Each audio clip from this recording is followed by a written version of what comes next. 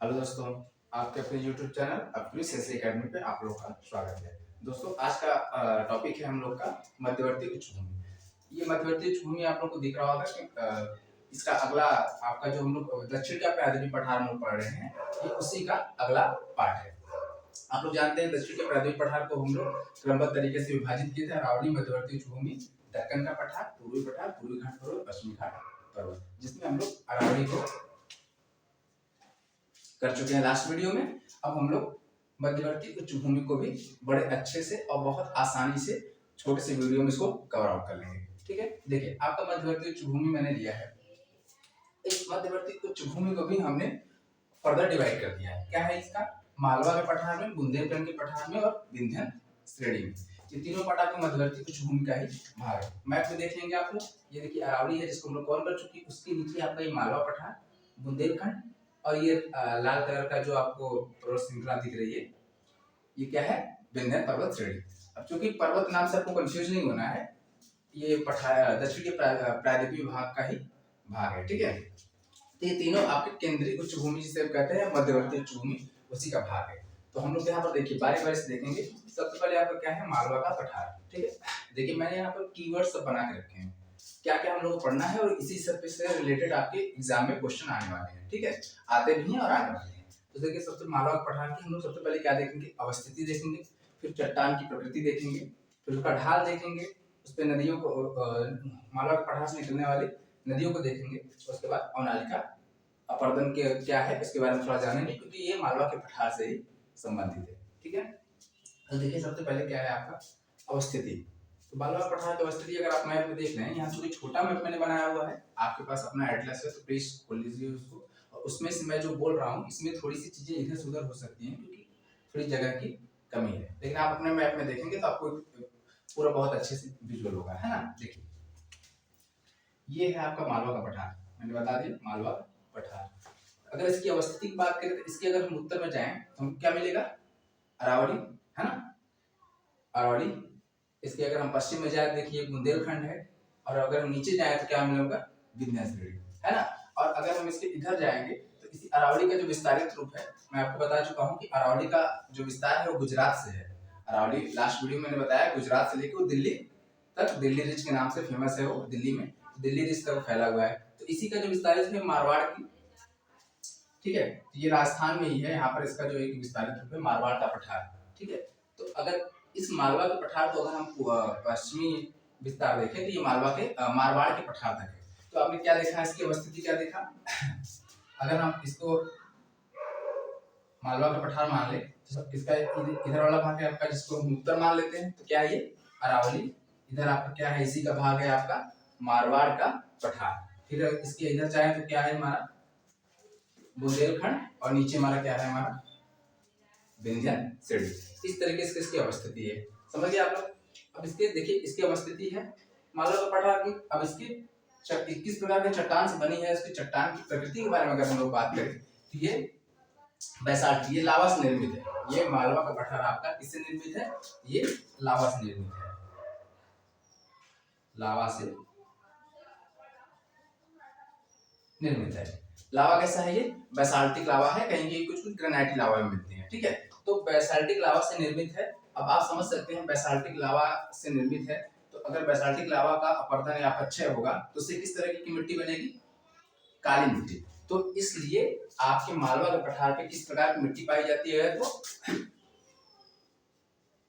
काली मृदा। ठीक है, आपके बैसाल्टिक लावा से बने हुए मालवा पठार का जब अपक्षय अपरदन हुआ तो उससे वहां पर काली मिट्टी का निर्माण हुआ। और काली मिट्टी तो बहुत सारे कृषि के लिए उपयुक्त है, लेकिन मेनली आपने सुना होगा कपास की खेती के लिए बहुत ज्यादा उपयोगी होती है काली मृदा। तो मालवा का जो ये भूमि है, यहाँ पर कपास की खेती की जा सकती है या की जाती है। ठीक है, क्योंकि यहाँ पर काली मृदा की उपस्थिति है ना, समझ गए। अब देखिए एक और कीवर्ड देखिए यहाँ पर ढाल। अब इसका हम ढाल देखिए, मालवा पठार जो है ये आपका, इसका ढाल यहाँ से निकलने, ढाल को हम कैसे डिफाइन करेंगे? तो हम देखेंगे कि यहाँ से निकलने वाली, इस पठार से निकलने वाली नदियां किस ढाल को अनुसरण करती हैं, वही उस आपके पठार का ढाल होगा। तो मालवा के पठार से निकलने वाली जो नदियां होती हैं, मालवा पठार से बहुत सारी छोटी छोटी नदियां निकलती हैं, तो वो सब इधर प्रवाहित होती है गंगा घाटी, है ना। यहाँ से निकलते हुए ऐसे होती, आप जानते हैं ये गंगा घाटी है, इसके ऊपर यहाँ से ऐसे गंगा है ना, ये निकलते हुए कहा जाती है गंगा घाटी की ओर ही इनका प्रवाह है। इसलिए इसका ढाल भी क्या है आप समझ सकते हैं, अगर यहाँ से निकलते हुए ऐसे जाएगा तो क्या कर सकते हैं आप, उत्तर पूर्व या उत्तर, है ना। तो इस ढाल का जो इसका ढाल क्या है, उत्तर पूर्व, समझ गया।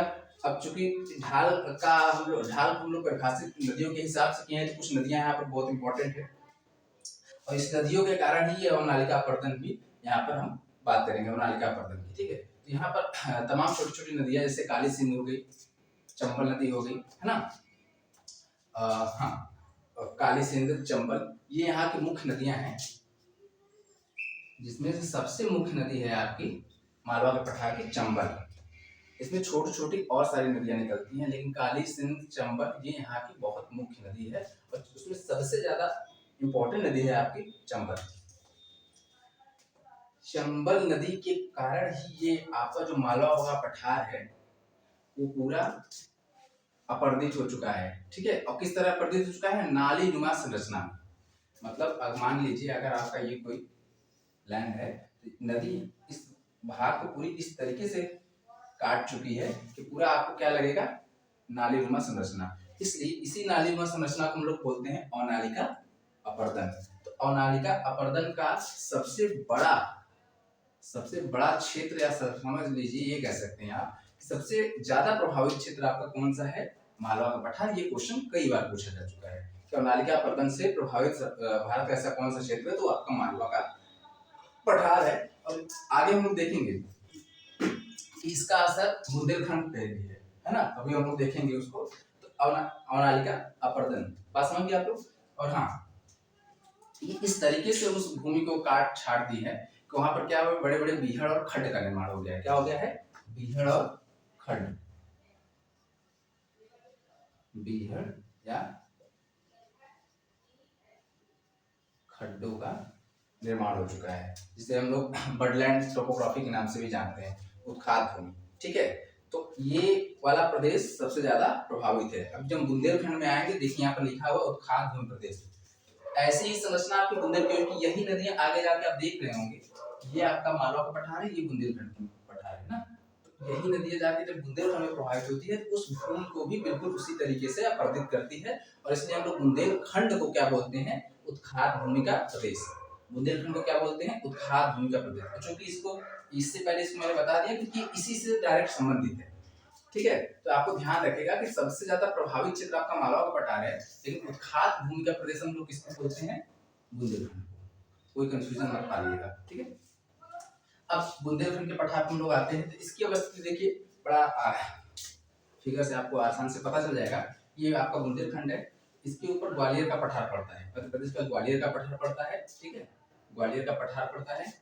आगे आगे आपको कैमूर, ये विंध्यन श्रेणी का ही आगे विस्तारित रूप है कैमूर, ठीक है, जो मध्य प्रदेश और बिहार तक में विस्तृत है। तो इधर आपका ग्वालियर का पठार, पूर्व में आपका कैमूर, नीचे आपको विंध्यन साफ साफ दिख रहा होगा, है ना, विंध्य आप साफ साफ दिख रहा है। और आपका इधर मालवा का पठार, इधर क्या है, ये बुंदेलखंड के पश्चिम में क्या है, मालवा का पठार। ये देखिए मैंने फिगर बना दिया है, ये आपका क्या हो गया, बुंदेलखंड, ऊपर ग्वालियर, पूर्व में कैमूर, दक्षिण में विंध्य और पश्चिम में मालवा। ये इस प्रकार की इसकी अवस्थिति है, ठीक है। अब अगर हम इसको उत्खाद भूमि का प्रदेश क्यों कहते हैं, ये मैंने आपको पहले बता दिया। यही चंबल नदी जाके इस बुंदेलखंड को भी उसी तरीके से अपरदित कर देती है, इसलिए इसको हम क्या बोलते हैं, उत्खाद भूमि का प्रदेश।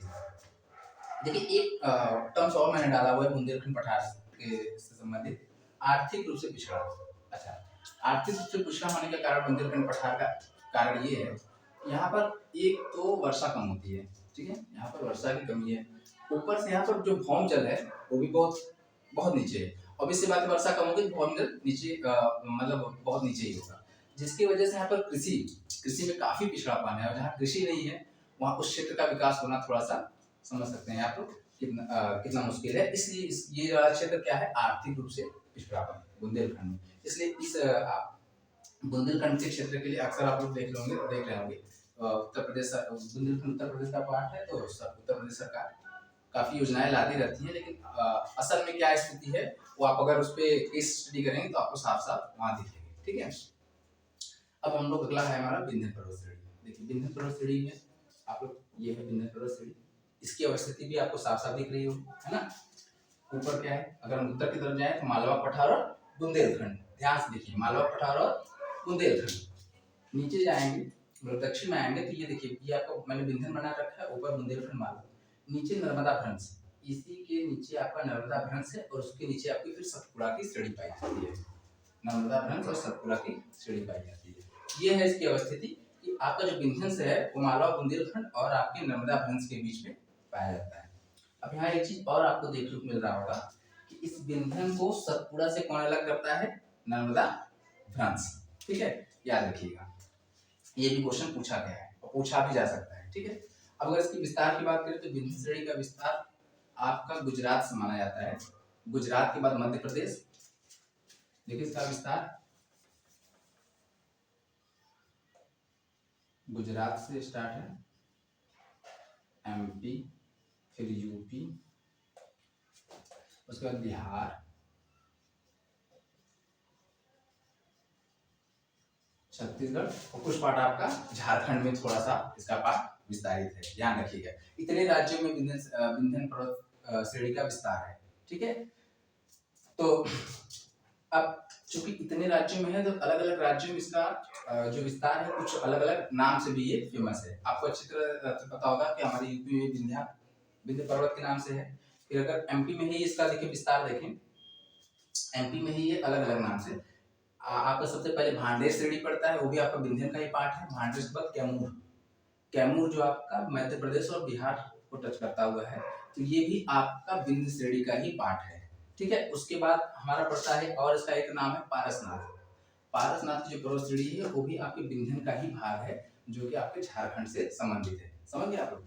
तो इसका अलग अलग जो नाम है, जैसे आपका विंध्य पर्वत हो गया, विंध्य पर्वत हो गया, और मैंने क्या बताया आपको, भांडेर, कैमूर, पारसनाथ, ये आपके विंध्यन श्रेणी के ही भाग है। ठीक है, अब देखिए इसके यहाँ पे मैंने बनाया विंध्यन, सतपुड़ा और बीच में मैंने नर्मदा भ्रंश, ये क्या है आपका नर्मदा भ्रंश, जो मैंने आपको यही बता दिया है, वो भी आप यहाँ पर ध्यान रखेंगे। ठीक है, अन्य पहाड़ियों के नाम भी मैंने आपको बता दिया है ना, भांडेर, कैमूर, विंध्य और पारसनाथ। ठीक है, आर्थिक महत्व ये इंपॉर्टेंट है, इसको जान लीजिए कि विंध्य पर्वत श्रेणी आर्थिक रूप से कैसा है। देखिए इसमें चूंकि आप अच्छी तरह जानते हैं कि विंध्य पर्वत श्रेणी जो है, इसमें कैसे चट्टान पाए जाते हैं, इसमें पाए जाते हैं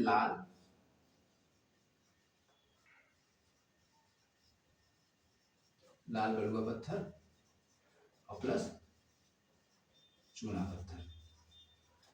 ऐसे ही चट्टानों से निर्मित है आपका विंध्य पर्वत, लाल बलुआ पत्थर और चूना पत्थर, जिसको लाइमस्टोन बोलते हैं। ठीक है, इसलिए ये धात्विक रूप से तो उतना महत्वपूर्ण नहीं है, क्योंकि इसमें धातुओं की उपस्थिति नहीं पाई जाती है।